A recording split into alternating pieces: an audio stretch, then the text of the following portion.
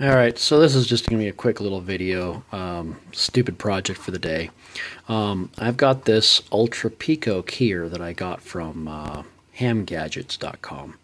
And it's a really cool little kit. I'm planning on using this at work so that I can practice keying since I'm still learning Morse code. So you can, it's basically just a code practice oscillator, but it handles an amplifier, and it has audio outputs for headphones. I'm not going to put the headphones on, but see what speed we're at here. It's 20 words a minute, and it'll tell you what speed it's at, and so I can use it for practicing.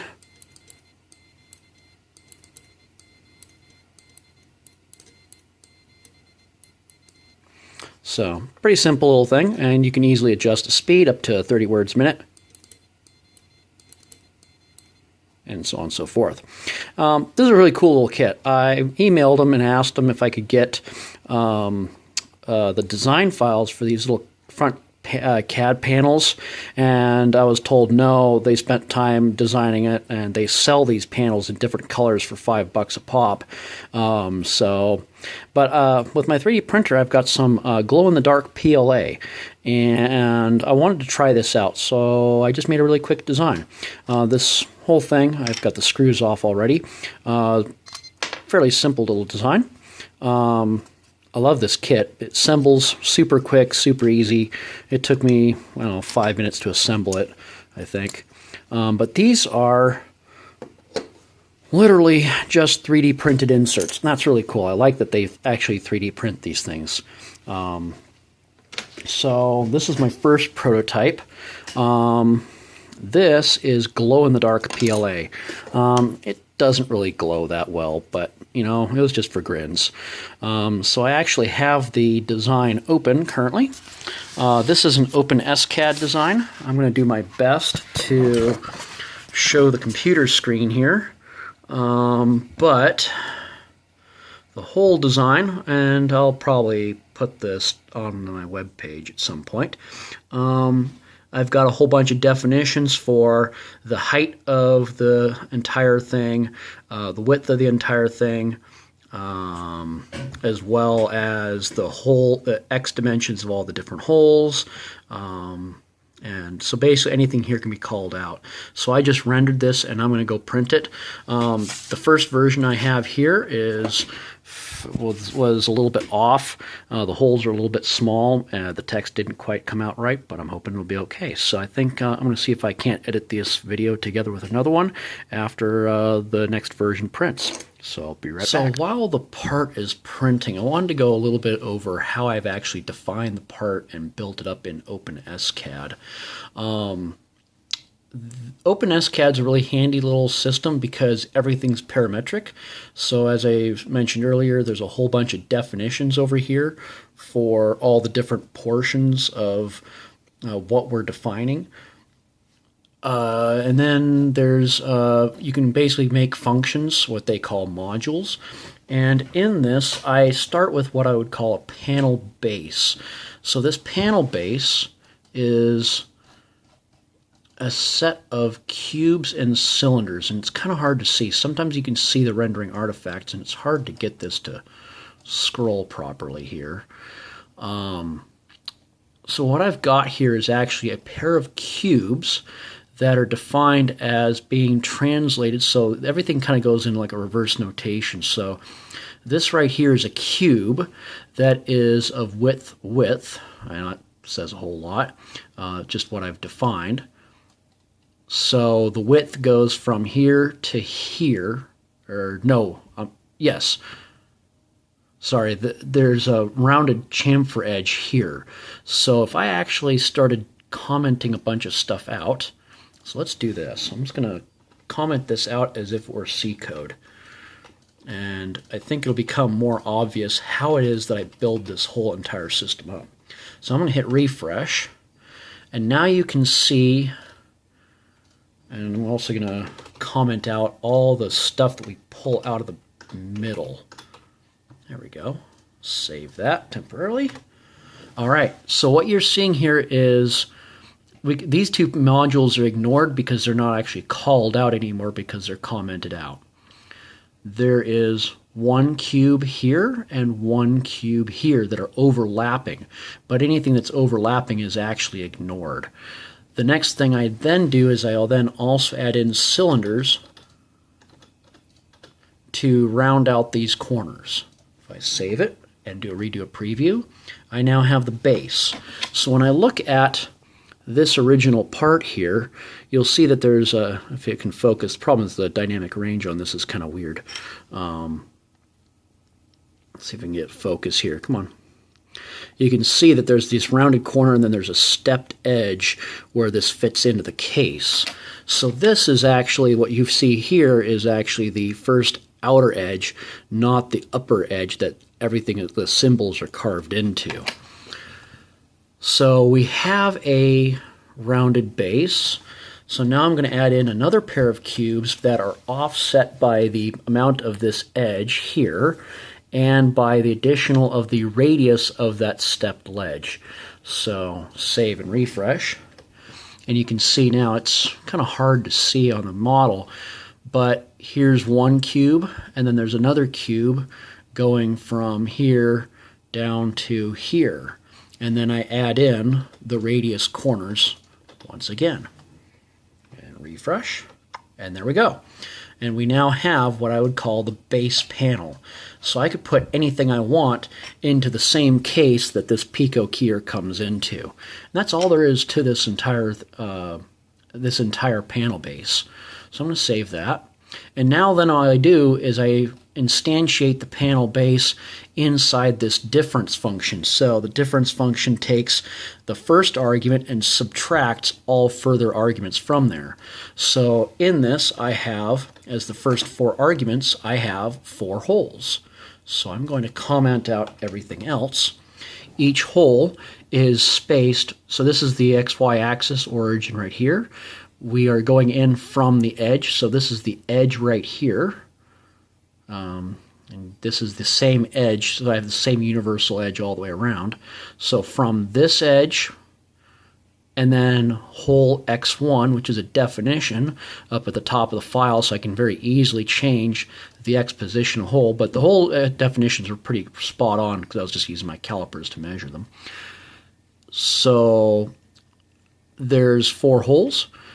Hole X, the edge plus the hole height, so the height from, the problem is that this little lipped edge here doesn't actually show up. It's not something you really see.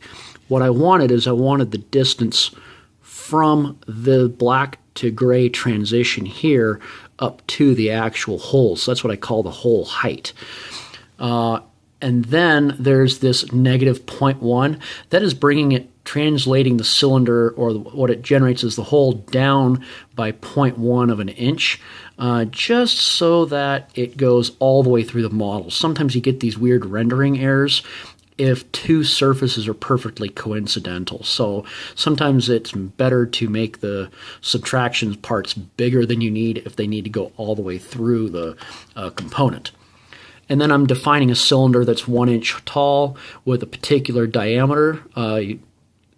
OpenSCAD does a double definition for cylinder diameters, so you can specify the cylinder diameter at one side. So if you had it, say, 1 inch here and 2 inches here, you could make a cone almost. In fact, if you said D1 equals 0, you could make it an actual cone.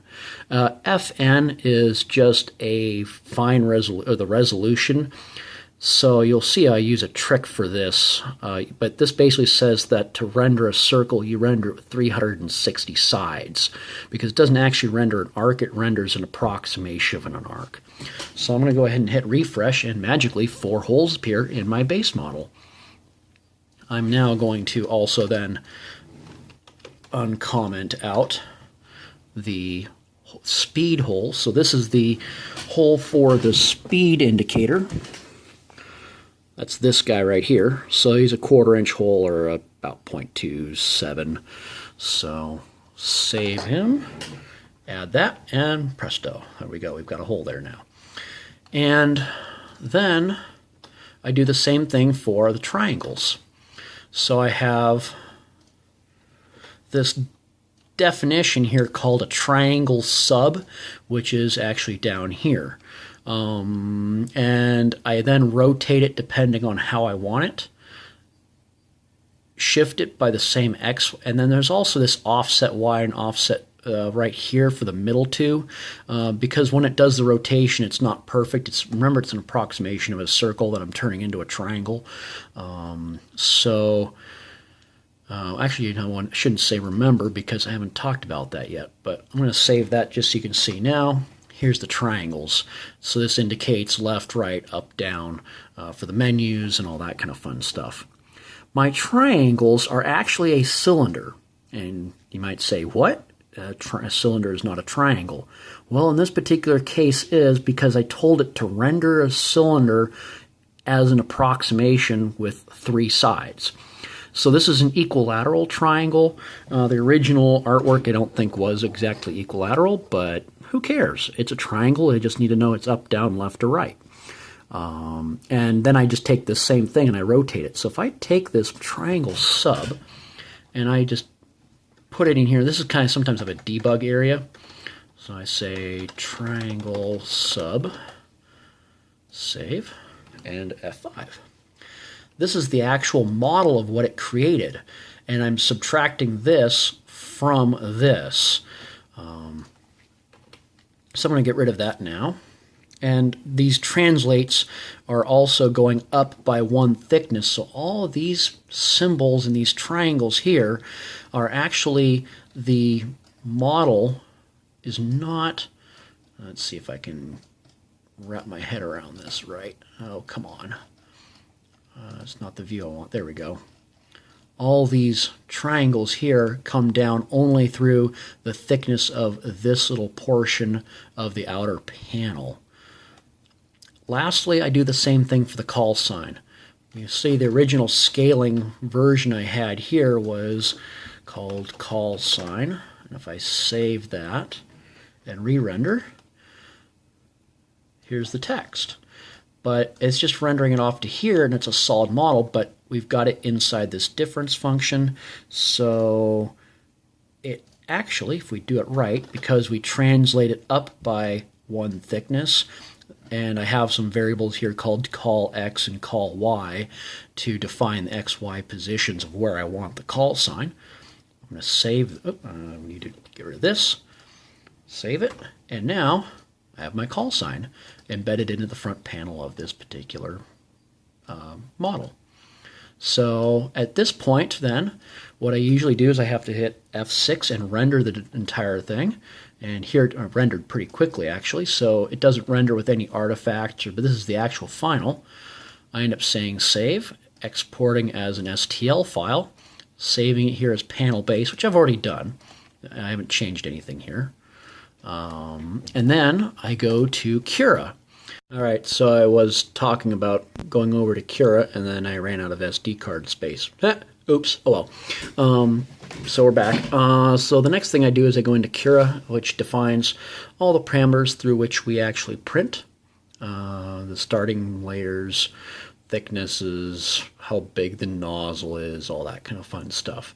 I've already imported the file. All I end up doing is I end up saving to a file. So I usually get some particular G-code file. I've already saved it. And then I simply go over to another window and I tell it to, ooh, what happened here? All I end up doing is copying or mounting the an SD card and mounting it, copying the particular file over to the SD card, and then taking it off to the printer. So let's go off to the printer because I've got it printing right now. So hopefully, yep, it's still running. So we've got it.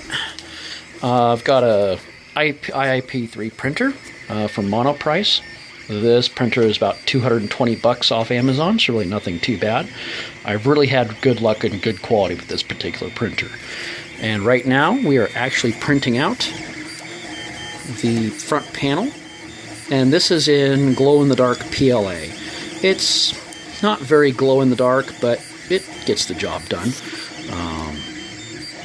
But yeah, so once this thing comes off the printer, I will put it into the new case and see how well everything fits.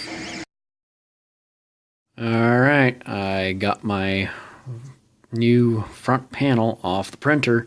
It's looking pretty good. Some reason, I think there's something that must have been... I had black PLA in the system before, and maybe something got in there. I don't know what's up with that, but I now have a customized, come on focus, a customized glow-in-the-dark PLA front panel for my Ultra-Picokeyer. So let's see how it fits. I have not tried this yet. Looks pretty good. It looks like, though, I'm probably going to want to do another print maybe. This hole right here looks like it's a little bit binding with the key. Same for maybe here. And what I'm going to really need to do, I think, is just take a pair of scissors. And all I'm going to do is just kind of clean this out just a little bit. This printer's not, 3D printer doesn't do that great for a really fine resolution stuff. As you can see here, the call sign is, it's not great. And it could do better. The 7 right here with the curved portion is kind of filled in a little bit. I don't know if you can see that there. I don't know how close this thing will focus. Right, but you can kind of see it kind of got a little bit of filling in there. I tried to make this as a bold font, but yeah, it's okay. I like it good enough for now. And it's just kind of a lark anyway. It's not like I was really willing to even pay $5 for a custom name tagged PLA print, but that's because I'm kind of lazy. So anyway, for now, I'm going to call it good, and we'll see if it assembles. So I'm going to put this thing, see, this is the top piece, and this is the bottom piece. See? And it's going to be just simply easier if I just, hopefully this fits. I haven't tried this yet. Oop. And then, come on. In you go. Oop. Come on. Yeah, this thing doesn't like me today. It's also late. I'm tired. I'm going to blame it on lack of sleep, because sleep is for the weak and I am weak, I guess. Something like that. Oh, there we go. Look at that. That fits nicely. Take the lid and close it up. I now have a custom front panel for my Picokeyer, and I'm going to call it a project. I'm really not in too much of a hurry to make this a refined, perfect product, because this is not even my project, theoretically. Because I bought this kit. I did not make this. All I did was custom front panel. It's glow in the dark. Does it glow in the dark? I don't know. I mean, this PLA is kind of chintzy when it comes to that, but you won't be able to see it here. But even if I hold it up to my face after charging, it does glow green, but you're not going to see it on camera, sorry. Anyway, that's been my little project for the day. So, oops. Thanks for watching.